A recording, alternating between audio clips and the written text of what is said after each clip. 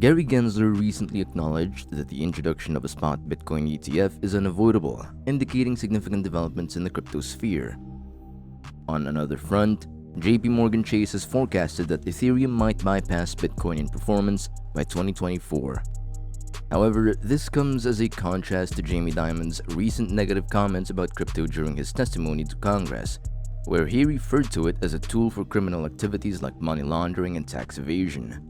Interestingly, despite Dimon's criticism, JP Morgan appears to be adapting its business strategy to align with the growing influence of cryptocurrency. Dimon's statement back in September claiming Bitcoin as a fraud and threatening to dismiss any of his traders dealing in Bitcoin caused a considerable 24% drop in Bitcoin's value. But it was subsequently revealed that Morgan Stanley and JP Morgan were the largest buyers of a Bitcoin fund in Europe. This contradiction raises ethical concerns about their statements versus their actions. The question arises: why is JP Morgan now endorsing Ethereum's potential to outperform Bitcoin in the coming year? According to JP Morgan analysts, the anticipated EIP 4844 upgrade or proto-dank sharding is expected in the first half of 2024 and is believed to be the main catalyst for Ethereum's resurgence.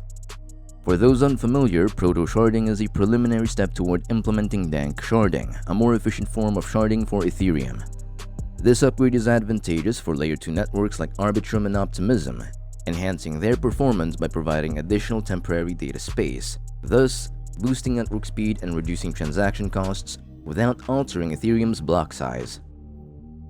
Essentially, this enhancement is sent to make Ethereum transactions significantly more cost-effective, rendering it more user-friendly for developers, users, and decentralized applications or DApps. This analysis by JP Morgan aligns with the sentiments of Vitalik Buterin, Ethereum's co-founder, who believes that Ethereum will be near completion after this upgrade, ready for mainstream adoption by the end of 2023. Buterin anticipates that the improvements in rollups and sharding will pave the way for Ethereum's advancement, making rollups fully trustless and enhancing the network's overall functionality. Personally, we at the Cryptoholics Corner feel like once these changes are in place, that would be the point where we'd feel pretty good about Ethereum. Even if nothing else happens after that, we'd be content with where Ethereum stands.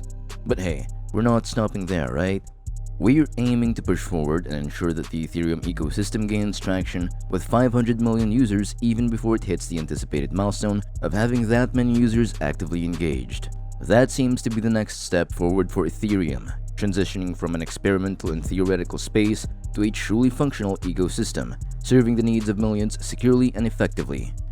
It's interesting to see JP Morgan acknowledging this potential in Ethereum, reshaping their strategies to align with their investment vision. And it's that time of the year when people start making predictions about cryptocurrencies for the upcoming year. One of our predictions for the year ahead is that Solana will rise to become one of the top 5 blockchains in terms of market cap and user base. And with that success, talks about a Solana ETF might start surfacing. What do you think about that? Share your predictions with us in the comments below. Now here's the thing. When something has a solid and lasting value proposition and everyone is hyping it up, that's usually the perfect time to start accumulating. This principle has held true for a long time. Remember the people who invested in something despite negative sentiment and ended up profiting?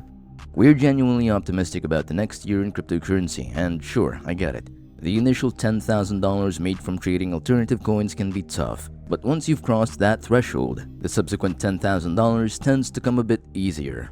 Think about it.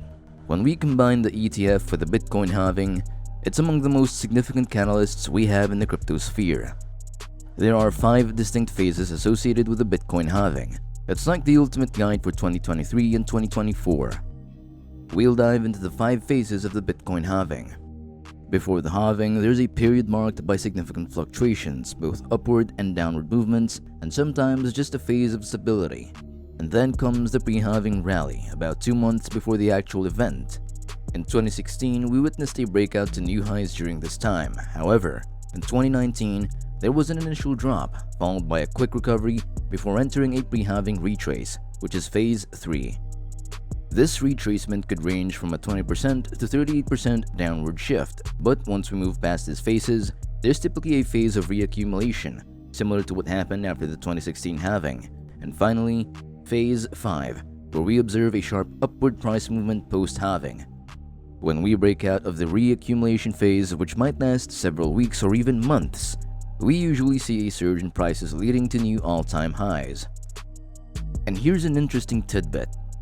Satoshi Nakamoto's brilliance extends beyond just creating Bitcoin.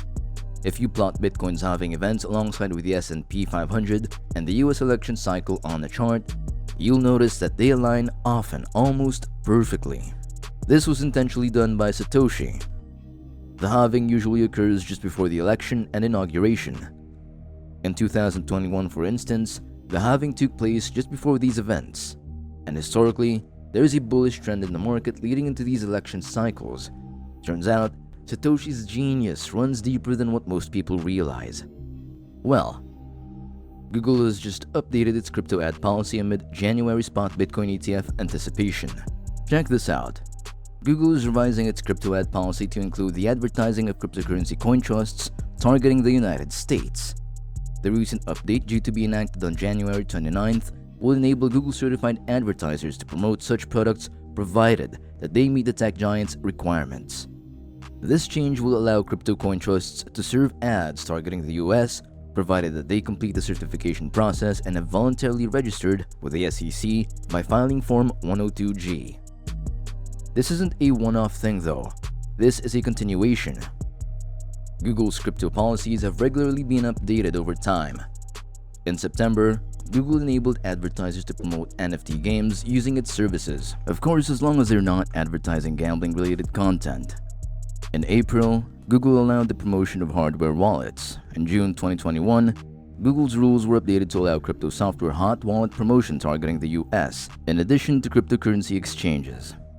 And with BlackRock and others meeting with the SEC about their ETFs on a near-daily basis, Gary Gensler is quietly admitting defeat on Bitcoin ETFs.